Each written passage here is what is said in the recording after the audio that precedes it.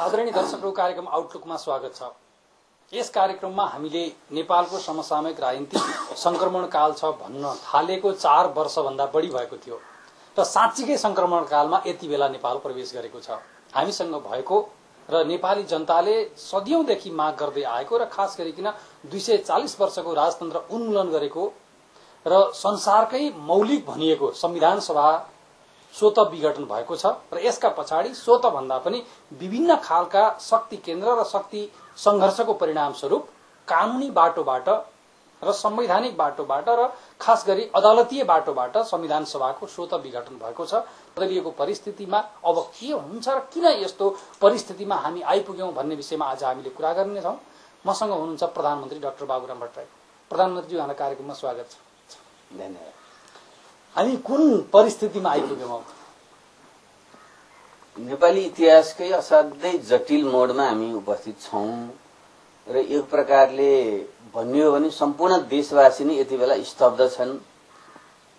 हामीले 60 वर्षदेखि संघर्ष गरेर प्राप्त गरेको संविधान सभा र त्यसमार्फत जनताले आफ्नो संविधान आफैले बनाउने जुन अधिकारको प्रयोग सफलतापूर्वक हामीले गर्नुपर्ने थियो त्यसमा हामी चुक्यौं र जेठ 14 गते संविधान जारी हुन सकेन। यो असाध्यै यो दुःखद क्षण हो र सम्पूर्ण नेपाली जनता यसबाट मर्माहित बनेका छन् र व्यक्तिगत रूपमा पनि म सरकार प्रमुखको हैसियतले मात्र होइन निजी तवरले पनि म असाध्यै दुखित छु र मेरो जीवनको सबभन्दा दुःखको क्षण भन्ने हो भने जेठ 14 गते मध्यरातमा संविधान सभाको अवसान हुनु नै थियो। त्यसैले मलाई लाग्छ यो पीडा सम्पूर्ण नेपालीले बेहोरेका छन् तर फेरि हामीले जतिसुकै पीडा भए पनि त्यसलाई सहन गर्दै फेरि जीवनको अगाडिको यात्रामा हामी निरन्तर लागिरहनुपर्छ। सायद यही आत्मनिरीक्षण यति बेला सबै देशमा देशभरिका आम जनसमुदायमा भइरहेको छ। जस्तो अघिल्लो पटक हामीले कुराकानी गर्ने बेलामा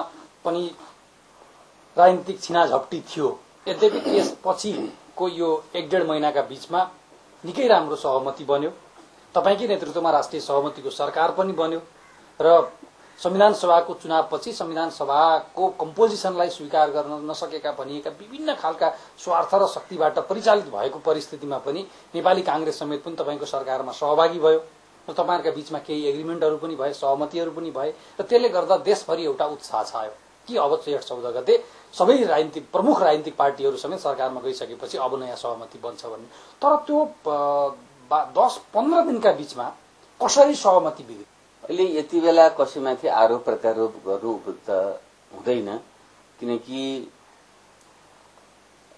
63 सालमा जुन सहमति बनेको थियो, शान्ति समझौता भएको थियो र त्योभन्दा अगाडि 62 साल मंसिरमा जुन 12 बुँदे समझदारी बनेको थियो त्यसपछिको यताको 6-7 वर्षको यात्रा भनेको एउटा सहमतिको यात्रा हो। त्यसलाई संविधान सभाबाट संविधान बनाएर टुङ्ग्याउनु पर्ने आवश्यकता अहिले पनि छ।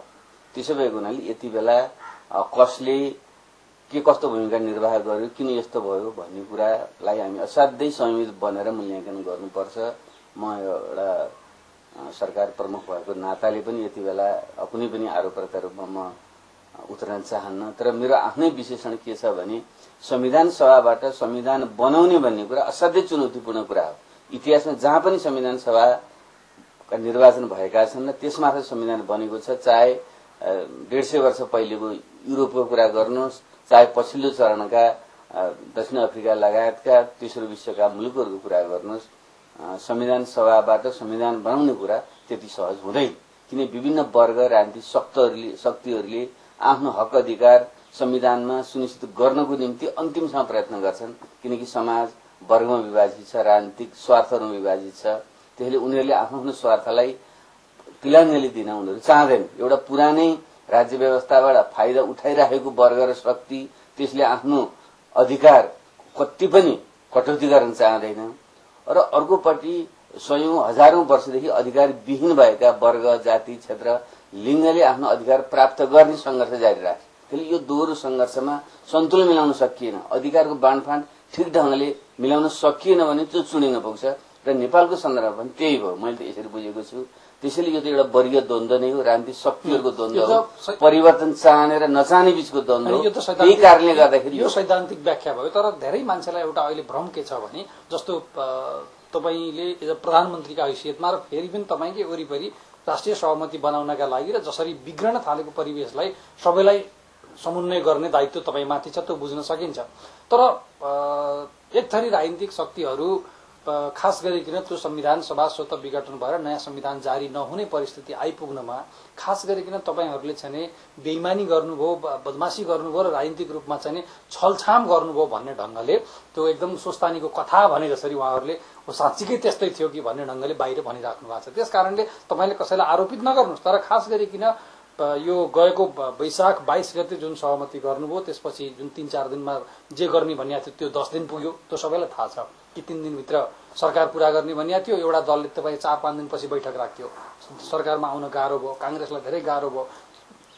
ती कारण थिए, तर फेरि पनि उनीहरू सरकारमा आइसकेपछि ल अब बन्छ भन्ने परिस्थितिमा बिग्रियो कहाँनेर तपाईले आक्षेप कसैलाई नलगाउनु, तर प्रक्रियाका हिसाबले तपाईँ प्रत्यक्ष रूपमा हरेक सेकेन्ड तपाईँ सम्बन्धित भएको र सहभागी भएका कारणले तपाईले बताउनु त पर्छ। ठिक छ, त्यो पनि समयक्रममा उद्घाटन हुँदै जान्छ, कतिपय सुरुवात भएको पनि छ। तर म उहाँहरूले जुन यो कुरा भनिराख्नु भएको छ त्यो उहाँहरूको एउटा छटपटाहट पीडाबोधको अभिव्यक्ति हो भन्ने मलाई लाग्छ। किनकि संविधान सभा उहाँहरूको माग कहिले पनि थिएन।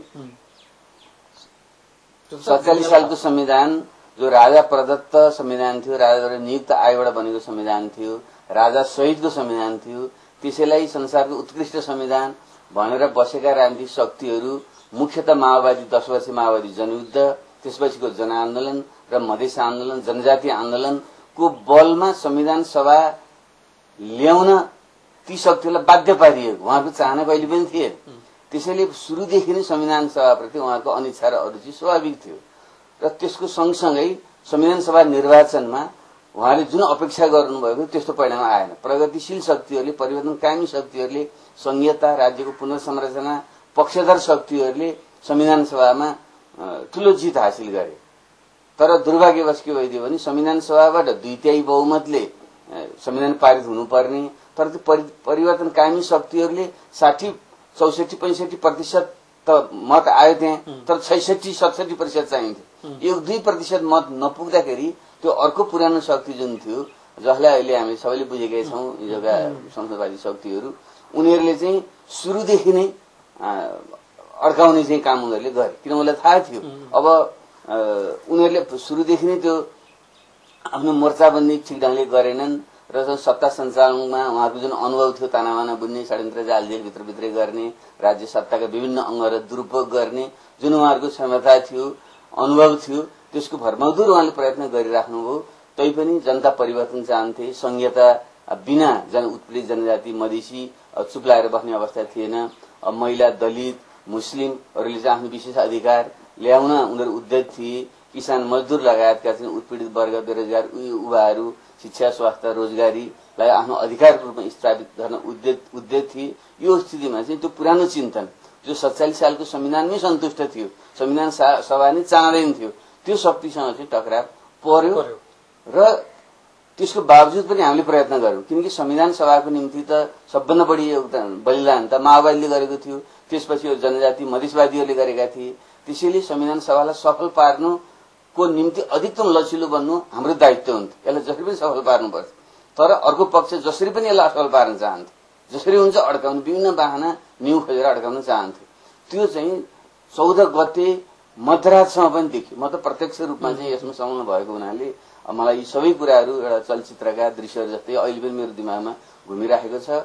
यही कोठामा बसेर अन्तिम जुन 14 गते दिउँसोसम्म हाम्रो वार्ता चलेको थियो, त्यति बेलाका चाहिँ कतिपय नेताहरूको भनाइ सुन्नु हो भने उहाँहरू यस्तो प्रकारको चाहिँ एउटा आक्रोश देखा पर्थ्यो, कसै कुनै पनि हालतमा संविधान बन्न नदिने। र उहाँहरू कतिपयको भनाइ जो चाहिँ निर्वाचनमा पराजित हुनुभएको थियो बडा दिग्दाङ घागडान नेताहरू, उहाँहरूको चाहिँ एकदम आक्रोश थियो। संविधान बनाउन सक्नेहरूलाई हराएपछि यस्तै हुन्छ, बनाउन नसक्नेहरूले जितेपछि यस्तै हुन्छ भन्ने खालका व्यङ्ग्यबाण पनि उहाँहरूबाट आइरहेको थियो। र कुनै पनि हालतमा प्रक्रियामा जाने दिन्न कि त सहमति उहाँहरूले भनेअनुसार गरिनुपर्छ, अर्थात् जातीय, क्षेत्रीय, लैङ्गिक जुन अधिकार छन् ती बिनाको अथवा पहिचान बिनाको संहिता सहितको संविधान बने ठिकै छ, तर परिवर्तन लाई सम्बोधन गर्ने गरी मुख्यतः राज्यको पुनर्संरचना गर्ने गरी संविधान बन्न दिइँदैन, जेसुकै होस् भन्ने खालका चाहिँ एकदम धम्कीपूर्ण अभिव्यक्ति यही कोठामा यही कुर्सीहरूबाट आइरहेका थिए र त्यसपछि यो संविधान नबन्ने दिशातिर गएको थियो। तै पनि हाम्रो तर्फबाट प्रयत्न गर्यौं। म आफ्नो त तपाईलाई राम्रोसँग थाहा छ, तत्कालीन मसाल पार्टीमा रहँदाखेरि 40 को दशकदेखि नै संविधान सभाको माग उठाए बापत पटक पटक तत्कालीन पार्टीबाट कार्यवाही गरेको मान्छेमा र जनयुद्ध कालमा पनि संविधान सभा र लोकतान्त्रिक गणतन्त्रका कुरा उठाए बापत कार्यवाही गरेको मान्छेमा। त्यसैले म त जसरी पनि यसलाई सफल पार्न चाहन्थे, व्यक्तिगत रूपमा पनि हाम्रो पार्टी चाहन्थ्यो, हाम्रो अध्यक्ष चाहनुहुन्थ्यो। त्यसको निम्ति जे बलिदान गर्नुपर्छ गरौं भनेर हामी लाग्यौं। मैले त त्यो दिन बिहान पनि, आज कतिपय अखबारहरू पनि आइसकेको छ, बिहानै बेलुका जसरी पनि संविधान जारी गर्नुपर्छ र संविधान सँगसँगै मैले राजीनामा पनि दिन्छु र नयाँ सरकार, चुनावी सरकार बन्छ भन्ने पनि घोषणा गरेको थिएँ। मैले त्यही दिन बिहान राष्ट्रपति, सामान्य राष्ट्रपतिले भेट्दाखेरि उहाँलाई समेत मैले बेलुका संविधान सहित मेरो राजीनामा पनि आउँछ भनेर उहाँलाई समेत मैले अवगत गराएको थिएँ। र त्यो मानसिकता सहित यहाँका साथीहरूलाई तपाईँले चाहिँ प्याकिङ गर्न पनि सुरु गर्नुहोस् पनि मैले भनेको थिएँ। त्यसले मेरो दिमागमा जसरी पनि संविधान बनाएर यहाँबाट एउटा विदा लिने नै मेरो सोच थियो। त्यसैले माओवादीको तर्फबाट, प्रधानमन्त्रीको तर्फबाट संविधान बनाउनु कुनै रोकावट आएको हो कसैले भन्छ भने त्योभन्दा ठूलो झुट यो ब्रह्माण्डमा अरू केही हुन सक्दैन। जस्तो 14 गते दिउँसो नै तपाईँले भन्नुभयो यही कोठामा सबभन्दा धेरै बैठक भएको, यही नै कुरा के बाहिर समाचार के आएको थियो भने 14 गते दिउँसोतिर आइपुग्दाखेरि तपाईँहरू र कांग्रेसका बीचमा धेरै हदसम्म कम्प्रोमाइज गर्ने कुरा चाहिँ मिलिसक्यो।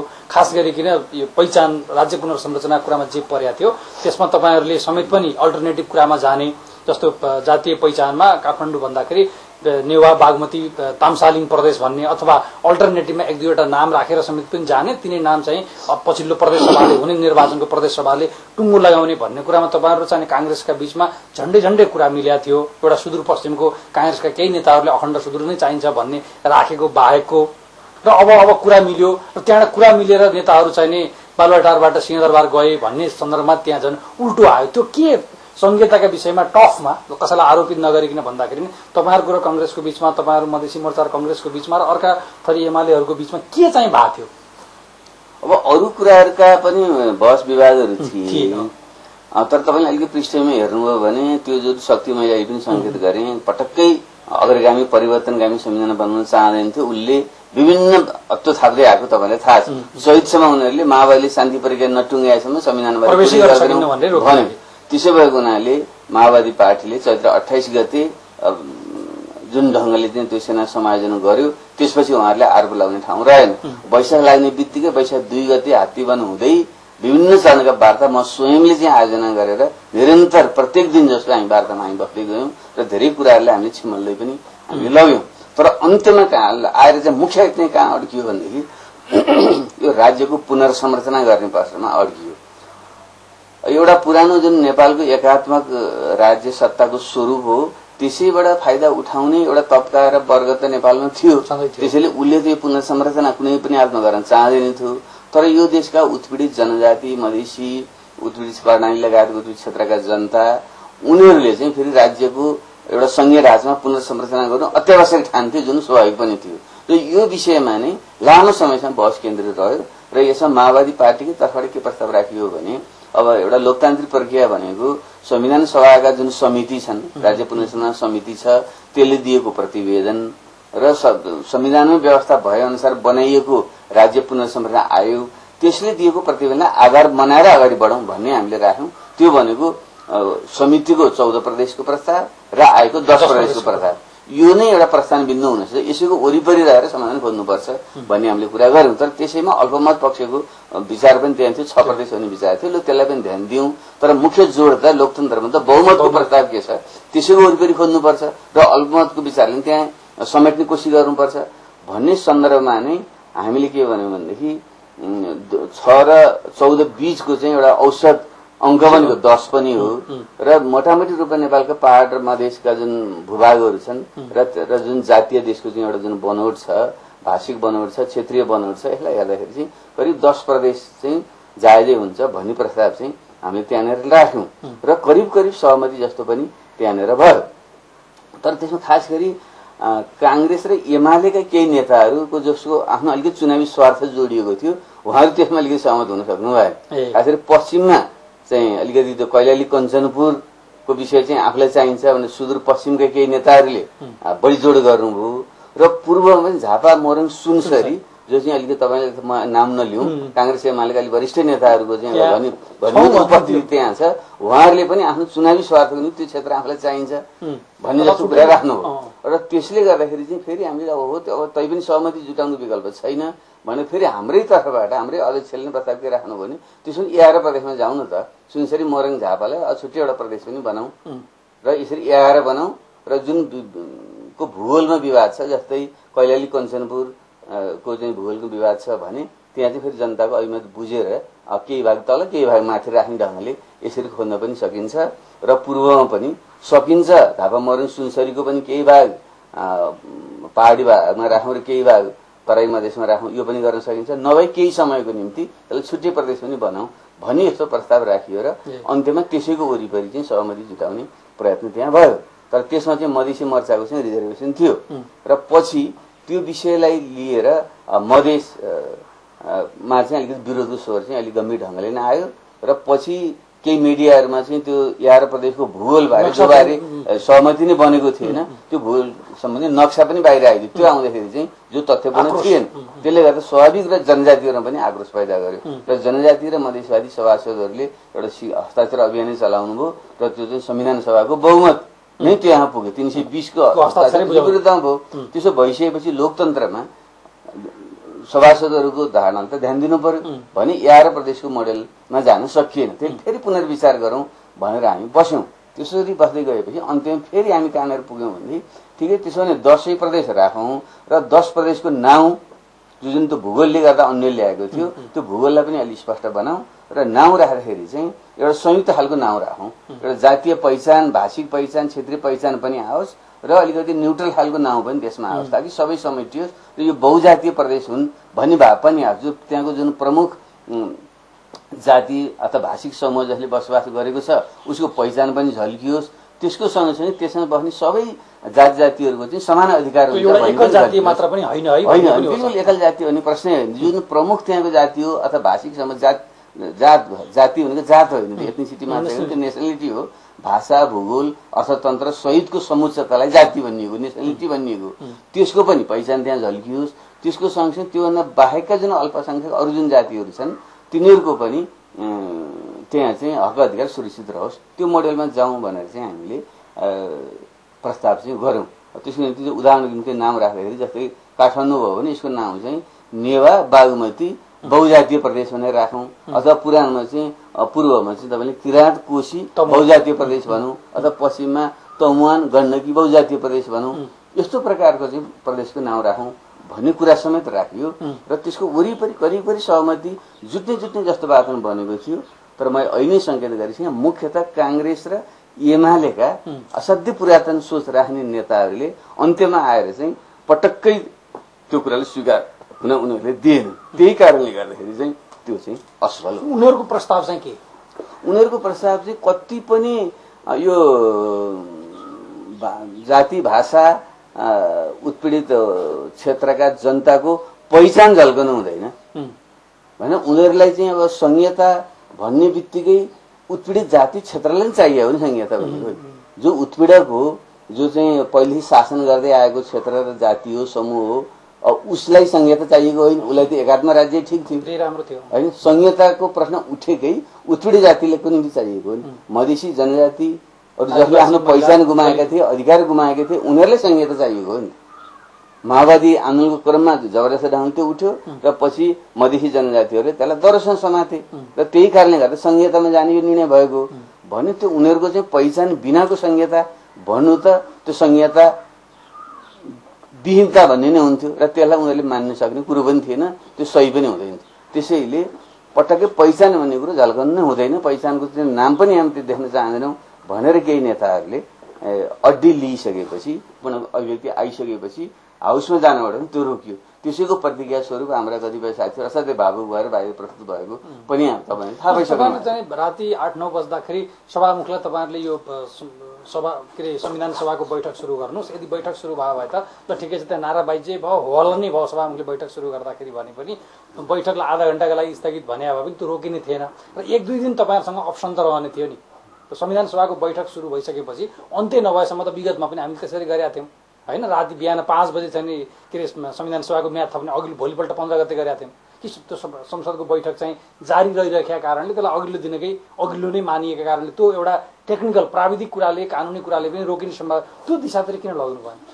बिल्कुल तपाईँ ठिक कुरा उठाउनुभयो। म तपाईँलाई एउटा आधिकारिक ढङ्गले पनि भन्न सक्छु र त्यो दिनको हाम्रो प्रयत्न के थियो भने सकेसम्म कुनै न कुनै रूपको चाहिँ एउटा संविधान जो आधारभूत कुरा संहिता सहितको संविधानको चाहिँ खाका चाहिँ भए पनि जारी गर्ने पहिलो प्रयत्न हामीले त्यही गरौँ भनेर हामी लाग्यौँ र करिब 12-1 बजेसम्म हामी यहाँ बस्यौँ। त्यति बेलासम्म सहमति जुट्न नसकेपछि अब हामी उहीँ जानुपर्छ, संविधान सभामै जानुपर्छ, सभासदहरूको बेचेली भएर त्यहाँ बसिराख्नु भएको छ, त्यसले त्यहीँ गएर छलफल गरौँ भनेर हामी यहाँबाट उठ्यौँ र मैले सभामुखजीलाई यहीँबाट फोन गरेँ अब हामी बानेश्वर आउँदैछौँ तपाईँ पनि पुग्नुहोस् भनेर मैले पनि उहाँलाई खबर गरेँ। तर केही नेताहरू आनाकानी गरिराख्नु भएको थियो किनकि बानेश्वर गएपछि त्यहाँ त चाहिँ दबाब सुरु हुन्छ भन्ने कुरो चाहिँ उहाँ केही नेताले यहाँ व्यङ्ग्य कसिसक्नु भएको थियो। ए तपाईँ त फेरि के एलसिन जस्तो गराउनु खोज्नुभयो क्या रुसमा जस्तो त्यहाँ हाउसमा चाहिँ हङ्गामा गर्न खोज्यो क्या भनेर एकजना नेताले चाहिँ जो मैले अहिलेदेखि तपाईँले सङ्केत गरिरहेको छु उहाँले त्यही ठाउँमा बसेर त्यो कुरो भन्नुभएको थियो। तर उहाँले ठट्टा गर्नुभयो जस्तो मात्रै मैले माने। तर म पछि लुगा लगाएर चाहिँ तल झर्दाखेरि त उहाँले सभामुखीलाई चाहिँ फोन गरेर होइन उता जाने होइन तपाईँ त्यहीँ बस्नु सिंहदर हामी त्यहीँ आउँछौँ भन्नुभएछ र उहाँहरू सिंहदरा हिँड्नुभएछ। म चाहिँ बानेश्वर जान भनेर हिँडेँ, उहाँहरूले चाहिँ सभामुखलाई त्यहीँ बस्नु हामी त्यहीँ आउँछौँ भन्नुभएछ र उहाँहरू जानुभएछ र म बाटोमा पुगेपछि बानेश्वर जान हिँडे मान्छे सिंहदरापट्टि लाग्यो र त्यसले पनि के देखियो भनेदेखि उहाँहरू संविधान सभाभित्र त्यो विषयलाई प्रवेश गराउनु नै चाहनु हुँदैन किनकि त्यहाँ जुन कम्पोजिसन थियो संविधान सभामा अलिक परिवर्तन चाहने संहिता चाहने 401 जना सभासदले हस्ताक्षर गरेका पनि बुझाइसकेका थिए बुझाएको थियो। त्यसबाट उहाँहरू आतंकित हुनु रहेछ भन्ने त्यो बुझियो। तैपनि फेरि सभामुखकै च्याम्बरमै बसेर हामीले कुराकानी त्यहाँनिर गऱ्यौँ र कुराकानी हुँदै गयो र फेरि अहिले मैले भने जस्तै संहिताकै मुद्दामा त्यो कुरा अड्कँदै गयो र हामीले के भन्यौँ भने फेरि पनि संविधान सभामा त्यहाँ जाउँ र सकिएन प्रक्रिया पनि सुरु गरौँ र त्यसले कुनै एउटा निकास निकाल्न सक्छ भन्ने कुरा गरियो। तर उहाँहरू पटक्कै त्यहाँ जाने कुरामा उहाँहरू मान्नु भएन। समय अब घर्किँदै गयो, अब जारी हुन नसक्ने टेक्निकली अब सम्भव छैन भन्ने कुरा आएपछि अहिले तपाईँले भन्नुभयो जस्तै कहीँ हाउस सुरु गरौँ नि त त्यो लम्बिन पनि सक्छ बिहानसम्म दिउँसोसम्म पनि सुरु भइसकेपछि वैधानिक ढङ्गले त्यसले निरन्तरता प्राप्त गर्न पनि सक्छ भन्ने कुरा पनि त्यहाँ राखियो। त्यसमा सभामुखले चाहिँ त्यहाँ मान्नु भएन। नमानेपछि अब त्यो सभामुखी प्रेरोगेटिभ हाउस सुरु गर्ने त अब उहाँले सुरु गर्न नचाहेपछि अरू जबरजस्ती गर भन्ने कुरा पनि त्यहाँ आउँदैन थियो। त्यसैले चाहिँ अब त्यो सुरु गर्ने प्रक्रिया पनि सम्भव भएन। त्यो स्थितिमा चाहिँ अब हाउस करिब चाहिँ अब विघटनतिर अवसानतिर जाने स्थिति त आउने भयो।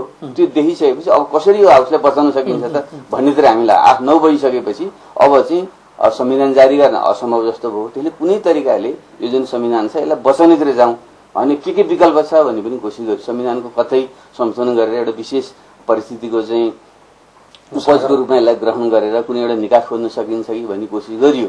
त्यो गर्ने क्रममा चाहिँ अब सर्वोच्च अदालत सामान्य सर्वोच्च अदालतले पहिले नै हामीले अगाडि सारेको प्रस्तावलाई चाहिँ अब स्थगन गरिसकेका थियो, जति बेला स्टे अर्डर गरिसकेका थियो।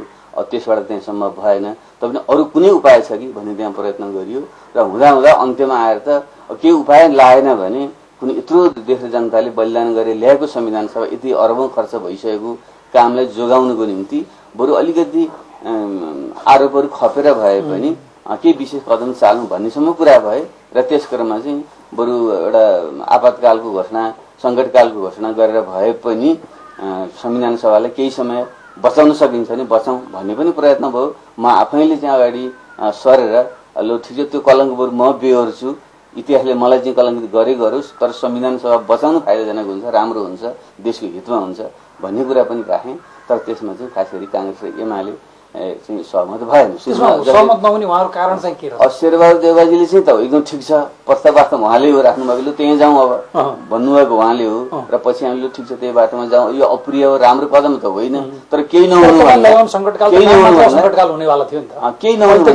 विरुद्ध लक्षित पनि थिएन केही पनि थिएन। तपाईँले त कानुनी रूपमा टेक्नका लागि मात्र सङ्कटकाल भन्नुवाला थियो। त्यसमा करिब हामीले एउटा सहमति जस्तो त्यहाँ बन्न खोज्यो तर काङ्ग्रेस र एमालेका नेताहरूले होइन हामीले अलिकति छलफल गर्नुपर्छ भन्नुभयो र केही समय उहाँलाई हामीले दियौँ। पछि अहिले त्यो गर्न सकिँदैन गरे सरकार एक्लैले गरोस् तर हामी साथ दिन सक्दैनौँ भन्ने कुरा उहाँले गर्नुभयो। तर मैले उहाँहरूले के भन्यो भनेदेखि अब यो त राजनीतिक दलहरूको सहमति बिना त सम्भव हुँदैन, किन्तु यो त सरकारले त्यसबारे निर्णय गरेर राष्ट्रपति महोदयबाट चाहिँ त्यसलाई चाहिँ स्वीकृति गराउनुपर्छ। त्यसपछि चाहिँ जुन हाउस छ त्यसले दुईटैले अनुमोदन गराउनुपर्छ, सरकारले चाहेर मात्रै त हुँदैन भन्ने कुरा राखेपछि त्यो सम्भव छैन, हामी साथ दिन सक्दैनौँ, सरकारले एक्लै गर्ने भए गरोस् भन्ने कुरा गर्नुभयो। त्यो भनेको नगर्ने भन्ने कुरा नै हुन्थ्यो, त्यसरी हुन सकेन। त्यो नभइसकेपछि करिब 9-10 भइसकेको छ राति, अरू कुनै उपाय देखिएन। त्यसपछि त अब संविधान सभा त अब सानो हुने भयो, सर्वोच्चको आदेश आइसकेको छ 12 बजेपछि स्वतः विघटन हुन्छ भनेपछि अब के गर्ने त भनेपछि तीन कुरा के हो, त्यसो भने अब विघटन हुने भयो, अब निर्वाचनमा जानुको विकल्प रहेन। सर्वोच्च अदालतले 3वटा विकल्पमा विचार गर्नु भनिसकेको स्थितिमा चाहिँ जनमत र अर्को संविधान सभाको निर्वाचन कुनै बाटो अन्य विकल्प केही पनि देखा परेन त्यहाँ। जनमत संग्रह भन्ने कुरो पनि अस्पष्ट कुरा भयो भने अर्को संविधान सभाको निर्वाचन बाहेक त्यहाँ विकल्प देखिएन। त्यो स्थितिमा चाहिँ अब मन्त्री परिषदको बैठक बोलाएर चाहिँ फेरि औपचारिक प्रक्रिया पुरा गर्नुपर्थ्यो भनेर हामी त्यसपछि चाहिँ त्यतापट्टि हामी लागेका हौँ। र त्यो सबैको अगाडि सभामुखको च्याम्बरमा जो सबै दलका नेताहरू हुन्थ्यो त्यति बेला नै अब चाहिँ संविधान सभा विघटन हुने भयो, निर्वाचन बाहेक विकल्प रहेन भनेरै हामी त्यहाँबाट उठेका छौँ। त्यसले यो विषयलाई जानकारी नदिई सहमति नभइकन गरियो भन्ने जुन प्रचार गरिएको छ त्यो सही होइन। त्यो सबैको जानकारीमै त्यो गरिएको कुरा हो। र मन्त्री परिषदमा त्यति बेला त एमालेका नेताहरू समेत हुनुहुन्थ्यो नि त, मन्त्री परिषदमा उहाँहरू आफै त्यहाँ आउनु भएको छ, जानकारी नदिएको भन्न मिल्दैन। उहाँहरूको असहमति रहेको हो, जानकारी नभएको भन्ने भनाइ होइन। र सरकारले अब कुनै पनि विकल्पविहीन अवस्थामा देशलाई चाहिँ अनिश्चिततामा छोड्नुभन्दा अब विघटनै हुने भइसकेपछि त्यो दुःखद परिस्थितिमा चाहिँ अर्को निर्वाचनमा जानुको विकल्प हुँदैन थियो, त्यो गर्नुपर्थ्यो। त्यो नगरिएको भए देशमा जुन खालको एउटा तनावपूर्ण वातावरण थियो, झन् विस्फोटक भएर जाने खतरा थियो, त्यो विस्फोटक स्थितिलाई रोक्नको निम्ति पनि र लोकतान्त्रिक जुन उपलब्धि छन् त्यसलाई निरन्तरता दिनको निम्ति पनि निर्वाचनको चाहिँ घोषणा चाहिँ हामीले गरेका। तपाईँले यो सबै घटनाक्रम भनिरहँदाखेरि र खास गरिकन सर्वोच्च अदालतले मङ्सिर 9 गते पहिला जे फैसला गरेको थियो त्यसपछि सरकारको तर्फबाट यति नै बेला त्यस्तो अप्ठ्यारो हुन सक्छ कि भनेर तपाईँको तर्फबाट र सभामुखको तर्फबाट पनि तपाईँहरूले त्यहाँ पुनरावलोकनमा जाँदाखेरि समेत पनि रिजेक्ट भयो। र पछि अस्ति तपाईँहरूले म्याद थप्ने प्रस्ताव दर्ता गरिसकेपछि सर्वोच्च अदालतले जुन सक्रियतापूर्वक स्टे अर्डर जारी गरेर तिमीले केही पनि गर्न पाउनु भन्यो, त्यसलाई काङ्ग्रेस र एमाले सहितका केही मुख्यतः काङ्ग्रेस र एमाले स्वागत गरेर दीपावली गरे। सर्वोच्च अदालतले क्या कायदा काम गरिदियो भन्दा त्यो दृश्य देखिसकेपछि तपाईँहरूले बुझ्न सक्नु भएन कि अरू परिवर्तनकामी शक्तिहरूले कि काङ्ग्रेस र एमाले कुनै पनि हालतमा तपाईँले जस्तो सुकै अप्सन ल्याइदिए भने संहिता छाडिदिए त एउटा कुरा हुन्थ्यो, संविधान घोषणा हुन सक्थ्यो। त्यसबाहेक जुनसुकै अप्सन ल्याइदिए पनि उनीहरू संविधान सभाको जुन वैधानिकता थियो त्यो जोगाउन चाहँदैन थियो, किनभने त्यसभन्दा पहिला ती पार्टीका नेताहरूको बाहिर स्टेटमेन्ट सार्वजनिक रूपमा मिडियामा हामीसँग कुरा गर्दाखेरि आइसकेका थियो। अहिले जसरी माओवादी र मधेसवादी जनजाति आदिवासी दलितहरूको वर्चस्व रहेको यो संविधान सभा छ, यो रहेसम्म त संविधान बनाउनै हुँदैन र यसले बनाउनै सक्दैन भनेर उनीहरूले 6-8 महिनादेखि नै डिक्लेयर गर्दै आएका थिए। त्यही नै भयो। त्यस्तो परिस्थितिमा त्योभन्दा धेरै पहिला केही गर्न सकिन्थ्यो। जस्तो केही गर्न भन्दा केही मान्छेहरूलाई अहिले के लागेको छ भने सरकारको तर्फबाट संविधान सभामा भएका सहमति र निर्णयहरूका आधारको सरकारले संविधानको एउटा ड्राफ्ट जारी गरेर त्यसैमा जनमत संग्रहमा जान सकिन्थेन, त्यो बढी सजिलो हुन्थ्यो कि जस्तो अब अहिले फर्केर हेर्दाखेरि अब कस्तो देखिन्छ भने केही शक्तिहरू चाहिँ यो संविधान सभाको जुन कम्पोजिसन छ जो आफ्नो हितमा नभएको हुनाले यो विघटन होस् चाहेका रहेछन् भन्ने कुरा त अहिले घटनाक्रमले चाहिँ अब त्यतापट्टि पुष्टि गरेकै प्रतीत मलाई हुन्छ। तैपनि यसमा फेरि के भने सरकारको त खास हात त हुँदैन। सरकारले चाहेर संविधान बनाउने र अथवा अरू प्रक्रिया जाने सरकारले गर्न सक्दैन, त्यो त संविधान सभाले गर्ने कुरा हो। त्यसले संविधान सभाको जुन त्यहाँको नेतृत्व छ, कमिटीहरूमा नेतृत्व, संविधान सभाको नेतृत्व तपाईँले हेर्नुभयो भने त्यो त सरकारको निकट र सरकारसँग मिल्दोजुल्दो प्रकारको नेतृत्व त्यहाँ त थिएन। त्यसैले चाहिँ प्रक्रियामा लिएर जानुको निम्ति पनि त्यहाँ आलटाल हुने काम देखियो भने त्यसलाई फेरि मिचेर सरकारले जान सक्ने त्यहाँ कुनै संवैधानिक बाटो त्यहाँ हुँदैन थियो। त्यसैले सरकारको कारणले यो प्रक्रिया चाहिँ रोकिएको भन्नु त कहीँ मिल्दैन। सरकारले त एउटा अरू विकल्प पछिल्लो पटकको विकल्पमा चाहिँ जनमत संग्रहमा जाने कुरामा तपाईँसँग भइराखेको कुरा हुन त हतारो थियो, त्यो बेला सम्भव थिएन। सरकारले पनि संविधानको ड्राफ्ट कस्तो बनाउने भन्ने कुनै तयार भइसकेका थिएन। त्यस्तो भए जनमत संग्रह भए अहिलेको जस्तो जटिलता नआएर अरू सहज हुन्थ्यो कि भन्ने त्यो जनमत संग्रह जानु त संविधान सभा रहन्जेल मिल्दैन थियो। संविधान सभाले निर्णय गर्ने हो, त्योभन्दा बाहिरबाट निर्णय गर्न मिल्दैन थियो। खालि एउटै चाहिँ के हुन्थ्यो भने जुन संवैधानिक समिति यो राज्य पुनर्संरचना समिति आयोगले बनाएका जुन प्रतिवेदन थिए कमसेकम त्यसलाई भोटिङमा लान सक्नु पर्थ्यो, त्यसलाई प्रक्रियामा जान दिनु पर्थ्यो, त्यो पनि रोकियो। त्यसले चाहिँ त्यहाँ चाहिँ ठुलो एउटा त्रुटि नै भयो र जो मान्छेहरू राज्यको पुनर्संरचना सहितको संविधान चाहँदैनथे उनीहरूले नै यसरी चाहिँ अल्टाल गर्दै लगेर यसलाई विघटनको दिशातिर चाहिँ पुर्याएका रहेछन् भनेर अहिले पछाडि फर्केर हेर्दा त बुझ्न सकिन्छ। तर मेरो आफ्नै सोच भन्नुहुन्छ भने म चाहिँ अन्तिम बेलासम्म पनि बन्छ कि भन्ने आशा भने 2 घण्टा पहिलेसम्म पनि कुनै प्रकारको सायद संविधान जारी गर्न सकिन्छ भन्नेमै मेरो चाहिँ एउटा आशा र विश्वास थियो। तर अहिले म फर्केर हेर्दा म धेरै आदर्शवादी भएछु, म धेरै सोझो खालको चाहिँ मान्छे चाहिँ म रहेछु। जुन तानामानाभित्र बुनिन्छन् त्यसबाट चाहिँ मैले बुझ्न सक्दो रहेनछु भन्ने कुराको बोध चाहिँ अहिले मलाई हुन्छ। तपाईँहरूले त्यसो भन्दा अर्को प्रसङ्ग बदलौँ कि केही राजनीतिक दलका मानिसहरूले त तपाईँहरू मिलेर चाहिँ यो हामीलाई आलटाल गरेर सबै समय गुजारेर राजनीतिक कु गरिदिएर हामीभन्दा पनि यिनीहरू चाहिँ महामाहिर बनेर राजनीतिक कु गरिदिए भन्ने तहसम्मका टिप्पणी गरेका छन्। लागि त छुट्टै कुरा छ। तर तपाईँहरूले जसरी संविधान सभा स्वत विघटन भयो, मङ्सिर 7 गतेका लागि नयाँ संविधान सभाको चुनाव घोषणा गर्नुभयो, त्यसका आफ्ना जटिलता छन् फेरि पनि कि हामीसँग भएको विद्यमान ऐन कानुनसँग धेरै कुरा मिल्दैन। यद्यपि सर्वोच्च अदालतले त्यो बाहेक अर्को ठाउँ नै दिएको थिएन, त्यसकारणले घोषणा गर्नुको त कुनै विकल्प नै थिएन। अहिले कसैले स्वतन्त्र भएर भन्यो भने के गर्ने त, सरकार केही पनि नगरिकन ल भइहाल्यो जेसुकै भइराखोस् केही पनि नभनिकन बसौँ भनेर भन्न पनि सक्दैन थियो। तर तपाईँले नयाँ संविधानको चुनाव घोषणा गरिसकेपछि र अब ध्रुवीकरण सुरु भयो।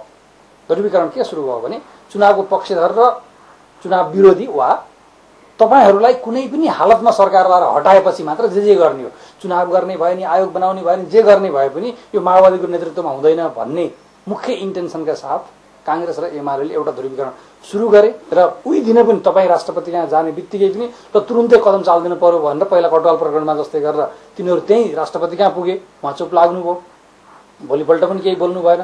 तर गणतन्त्र दिवसका दिन तपाईँले जुन भाषण गर्नुभयो कि त्यहाँ केही राजनीतिक अर्थ राख्ने गरी त्यो भाषणको जवाफको रूपमा हिजो राष्ट्रपतिको वक्तव्य आयो। अब यसले कन्फ्रन्टेसन के हुन्छ राष्ट्रपति र प्रधानमन्त्रीको? मलाई त्यस्तो लाग्दैन। म प्रष्ट नै म के भन्न चाहन्छु भने फेरि पनि यी सबै कमी कमजोरीका बावजुद पनि यी वर्गीय राजनीतिक शक्तिहरूका स्वार्थका टक्करको बावजुद पनि अहिले यति बेला एउटाले अर्कोलाई पुरै परास्त गर्न सक्ने अवस्था अहिले होइन। अहिले पनि फेरि एउटा मिल्ने खोज्दै अगाडि बढ्नुपर्छ। यो बेलामा चाहिँ राष्ट्रिय सहमति भन्ने प्रमुख राजनीतिक शक्तिहरूको बीचको सहमतिको अहिले पनि विकल्प छैन। तर यो कटुता केही दिन रहन सक्छ।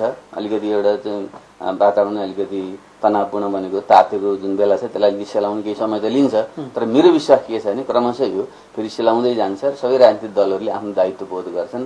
फेरि मिलेर जानुको विकल्प छैन भन्ने बोध हुन्छ भन्ने मलाई लाग्छ।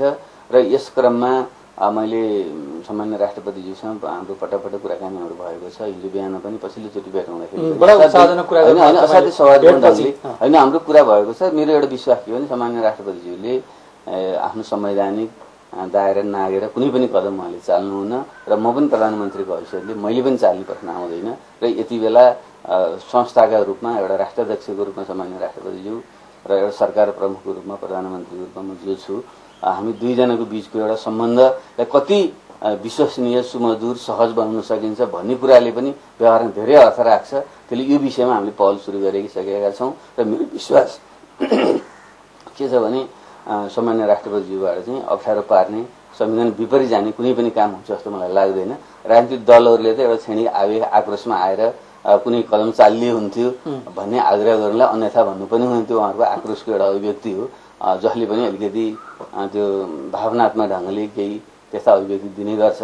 तर सामान्य राष्ट्रपतिज्यूबाट चाहिँ मेरो पूर्ण विश्वास के छ भने उहाँबाट त्यस्तो कुनै पनि संविधान विपरीतका कदमहरू चालिने र म आफू पनि के विश्वास दिलाउन चाहन्छु भने संविधान विपरीत म पनि कुनै कदम चाल्नेवाला छैन र हामीले मिलेर नै यसलाई निकासतिर हामी यसलाई लिएर जान्छौँ। र हिजो सामान्य राष्ट्रपतिज्यूबाट जुन वक्तव्य आयो त्यो त बिल्कुल स्वाभाविक हो। त्यो संविधानको जुनमा जे व्यवस्था छ त्यसलाई उहाँले स्मरण मात्रै गराउनु भएको छ। भाषा पनि तपाईँले हेर्नुभयो भने स्मरण गराइएको उहाँले भन्नुभयो, त्यो बिल्कुल स्वाभाविक हो। एउटा चाहिँ गार्जियनले भन्ने हजुर त्यस्तो सन्तासपूर्ण कुरा चाहिँ होइन, त्यो केही पनि छैन। उहाँले त्यस्तो एउटा संवैधानिक राष्ट्रपतिले अभिभावकको हिसाबले, संविधानको संरक्षकको हिसाबले संविधानका व्यवस्था प्रावधानबारे प्रधानमन्त्रीले स्मरण गर्न बिल्कुल स्वाभाविक कुरा। भाषा पनि बडो ध्यान पुर्याएर त्यहाँ चयन भएको छ, स्मरण गराउने भन्ने मात्रै कुरा गरिएको छ र त्यसलाई मैले बिल्कुल स्वाभाविक मानेको छु र त्यसलाई हामी कसैले पनि अन्यथा लिनु चाहिँ हुँदैन। अब हामीले मिलेर नै एउटा सहमतिको वातावरण बनाएर अगाडि बढ्छौँ र त्यसमा म पुरै प्रयत्नशील छु।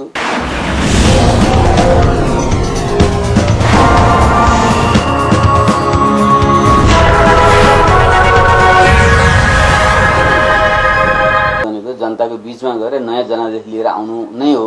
त्यसैले निर्वाचनको अर्को विकल्प अब छँदा पनि छैन। त्यसले विधिवत ढङ्गले निर्वाचनको घोषणा गरिसकिएको छ। निर्वाचन आयोगले पनि त्यही मितिमा निष्पक्ष निर्वाचन सम्पन्न गर्न सम्भव छ भन्ने प्रतिबद्धता व्यक्त गरिसकेको छ। यो स्थितिमा अब निर्वाचनको त विकल्प छँदै छैन। जहाँसम्म यो बीचमा सरकार चाहिँ को स्थिति के हुन्छ भन्ने कुरा हो। संविधानले प्रष्टै भनेको छ अथवा संसारभरिको प्रचलन पनि के हो भने निर्वाचन घोषणा गर्ने अथवा व्यवस्थापिका संसद विघटन हुनुभन्दा पूर्व अवस्थामा जुन सरकार विद्यमान हुन्छ इन्कम्बेन्ट गभर्मेन्ट त्यही नै निरन्तर रहन्छ भन्ने नै अन्तर्राष्ट्रिय प्रचलन पनि हो। खालि अब अहिलेको विशिष्ट सन्दर्भमा यो सरकारलाई चाहिँ एउटा राष्ट्रिय स्वरूप चाहिँ कसरी दिने भन्ने प्रमुख कुरा हो।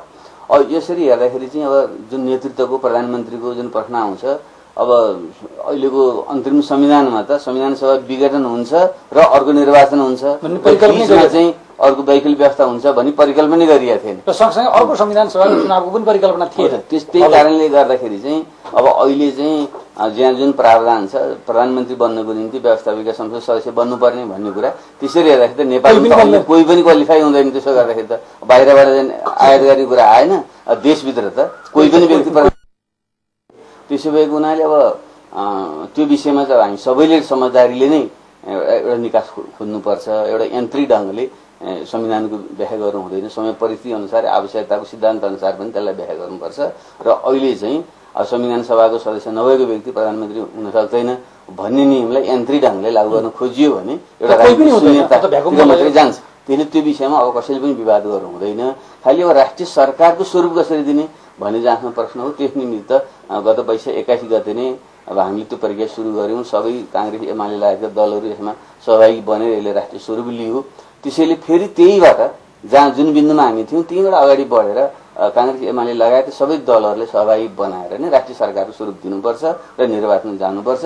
त्यसैको निम्ति मेरो प्रयत्न हुन्छ र म सबैसम्म आग्रह पनि गर्छु। तर प्रधानमन्त्रीजी तपाईले यसो भनिरहँदाखेरि जनतामा सडकमा सबैमा भन्यो भने राजनीतिक दलहरूको कम्पोजिसन त आफ्नो खालको होला। जनता अब धेरै सचेत पनि भयो, धेरै सचेत भएका यसका फाइदा बेफाइदा संसारभरि जहाँ पनि जे पनि हुन्छन्। तर जनतामा सबभन्दा ठूलो आक्रोश छ।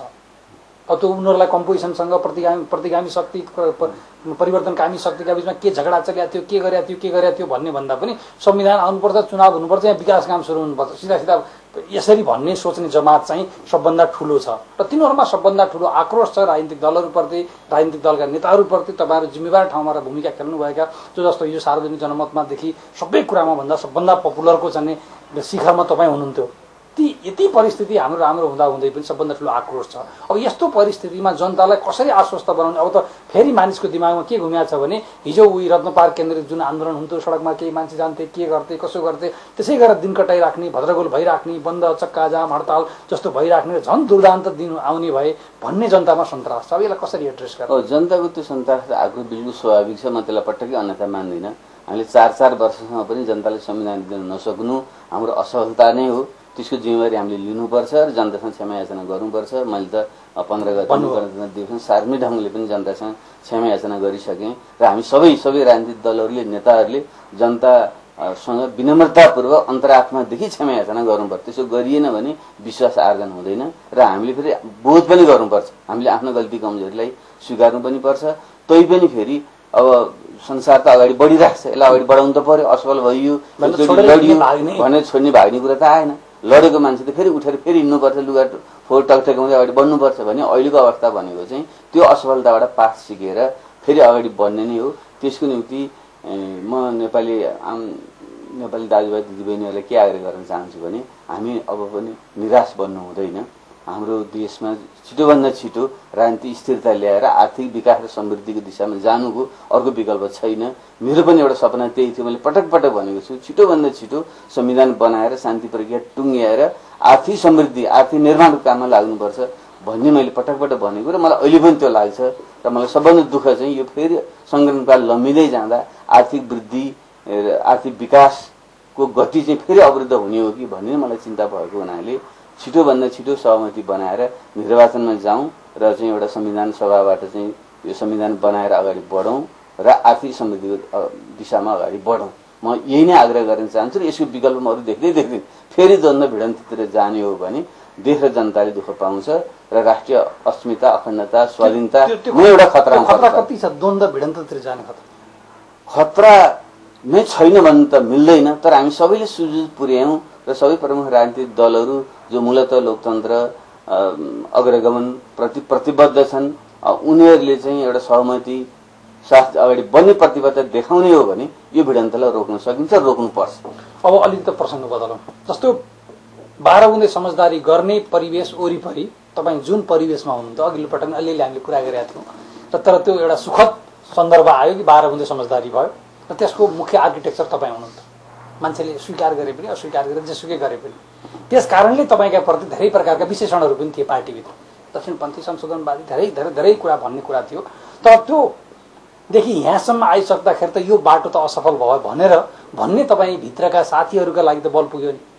हैन, असफल भयो भन्नु मिल्दैन। यो त के हो भने असफल के हुन्थ्यो भने यदि हामीले गलत प्रकारको संविधान बनाएको भए, जनताका अधिकार सुनिश्चित नगर्ने संविधान जसरी पनि बनाउने भने पुरानै खालको संविधान बनाएर आन्दोलनको उपलब्धिलाई गुमाएको भए त उहाँहरूले भनेको आशंका आरोप पुष्टि हुन्थ्यो। तर हामी त संविधान सभा मार्फत जनताका अधिकार सुनिश्चित गरेर अगाडि बढ्न चाहन्थ्यौं, त्यसको निम्ति सङ्घर्ष गर्न चाहन्थ्यौं गऱ्यौं। तर अब अहिले नै प्राप्त हुन सकिने बेग्लै कुरा हो। तर यसको अर्थ के हो भने सङ्घर्ष पुरै सिद्धिसक्यो, परिवर्तनको चाहिँ अभियानै सिद्धिसक्यो भन्ने भनाइ त होइन। बरु यसले त के पुष्टि गर्यो भने हामीले शान्तिपूर्ण हिजोको जुन सशस्त्र सङ्घर्ष थियो त्यसको सट्टामा हामीले एउटा शान्तिपूर्ण संवैधानिक सङ्घर्षको बाटोमा हामी आयौं र त्यसले लाखौं करोडौं जनतालाई गोलबन्द गर्यो। राष्ट्रिय अन्तर्राष्ट्रिय रूपमा पनि एउटा नेपालका माओवादीका परिवर्तनका एजेन्डाबारे सुसूचित गर्यो, स्थापित गर्यो। यसमा टेकेर फेरि एउटा परिवर्तनलाई एउटा नयाँ ढङ्गले चाहिँ अगाडि बढाउने सम्भावनाको ढोका त खुलेकै छ। त्यसो भएको हुनाले त्यो बाटो पुरै असफल भयो भन्ने अर्थ चाहिँ यहाँनिर लाग्दैन। तर यो जटिल चाहिँ हुन्छ भन्ने कुरा हामी भनेका थियौँ। जस्तो खास गरिकन किरणजीहरूको साइडबाट हेरेर भन्यो भने त तपाईँ जुन शान्ति र संविधानको जे कार्यनीति अख्तियार गर्नुभएको थियो त्यो बडा उत्साहपूर्ण थियो, संसारले प्रशंसा गरेको थियो, सबै गरेको थियो र नेपाली जनताका लागि त्यो सहज पनि थियो, त्यहाँ मारिनु पर्ने खतरा थिएन, यस्तो परिस्थिति ठिक थियो। तर त्यो कार्यनीति सफल भएन। नभएका कारणले गर्दाखेरि तपाईँसँग आज संविधान बन्छ भन्ने कष्टमा तपाईँले युनानिमसली जनसेना समायोजन गरिदिनु भयो। तपाईँसँग सेना पनि रहेन, तपाईँसँग संविधान पनि रहेन र तपाईँसँग पार्टी एक ढिक्का पनि रहेन। त्यस्तो मलाई अहिले पनि लाग्दैन, किनभनेदेखि योभन्दा अर्को बाटो लिएको झन् बढी जोखिमपूर्ण हुन्थ्यो।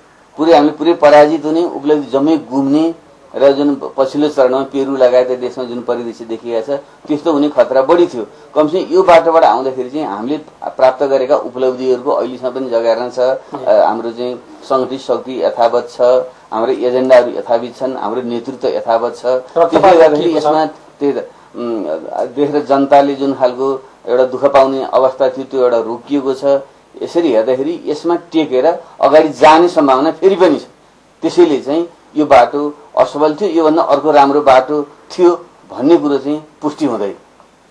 त्यसैले हामीले त्यसरी सोच्नुभन्दा पनि जो साथीहरू यो बाटोको विषयमा आशंका व्यक्त गर्नुहुन्थ्यो, नेतृत्वबारे खास गरी अध्यक्ष मेरो बारेमा शङ्का व्यक्त गर्नुहुन्थ्यो, उहाँहरूले अब पुनर्विचार गर्नुपर्छ। वास्तवमा यो नेतृत्व क्रान्ति र परिवर्तनकै दिशामा अगाडि बढेको रहेछ। यसले चाहिँ क्रान्ति र परिवर्तनका मुद्दालाई छोडेर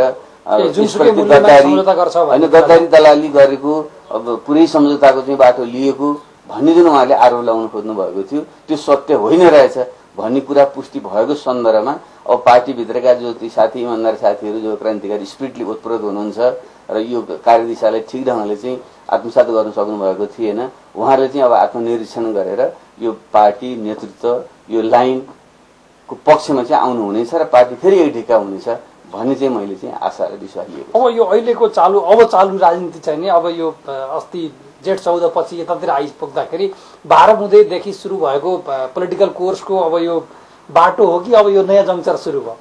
अहिले त्यसैले त्यो टुङ्गे सिद्धिया छैन। 12 बुँदे हुँदै जुन बाटोमा हामी आएका छौँ त्यो बाटो त्यो कोर्स सिद्धियो र अर्को बाटो जानुपर्छ भन्ने अर्थ लाग्दैन र त्यस्तो अर्थ लाउनुपर्छ भन्ने पक्षमा म छैन। त्यो कोर्स सिद्धिएको छैन। बाटोमा कहिले स्टम्पिङ ब्लक ढुङ्गाहरू आउँछन् कहिलेकाहीँ र त्यसलाई फेरि पन्छाएर अगाडि बढ्नुपर्छ। एउटा अवरोध त अहिले खडा भएको हो, तर त्यो बाटोकै अन्त भएको हो। त्यो अवरोध पनि तपाईँहरू चाहिँ प्रमुख तपाईँहरूले नेतृत्व गरेको बेलामा विचित्र ढङ्गले खडा भयो होइन?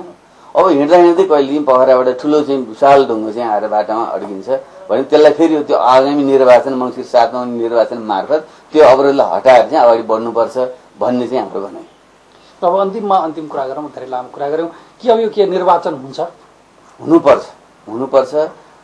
निर्वाचन बिनाको लोकतन्त्रको परिकल्पना गर्न सकिँदैन।